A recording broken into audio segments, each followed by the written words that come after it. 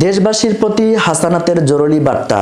দেশের চলমান পরিস্থিতিতে সবাইকে সতর্ক ও ধৈর্য ধারণ করতে আহ্বান জানিয়েছেন বৈষম্য বিরোধী ছাত্র আন্দোলনের আহ্বায়ক হাসানাত আব্দুল্লাহ।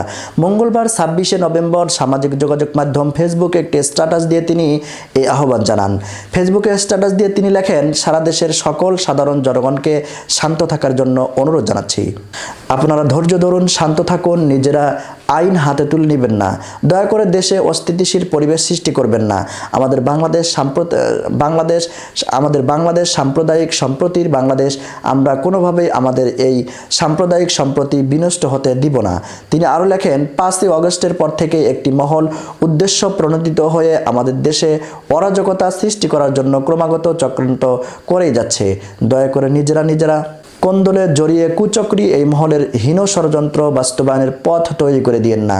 হাসানাত আব্দুল্লাহ বলেন, চট্টগ্রামে অ্যাডভোকেট সাইফুল ইসলামের হত্যাকারীদের দ্রুত গ্রেফতার করতে হবে, বিচার নিশ্চিত করতে হবে। কোনো নির্দিষ্ট সংগঠন এই হত্যাকাণ্ডের জড়িত থাকলে তাহলে তাদেরকে এবং তাদের সংগঠনের বিরুদ্ধে ব্যবস্থা নিশ্চিত করতে হবে।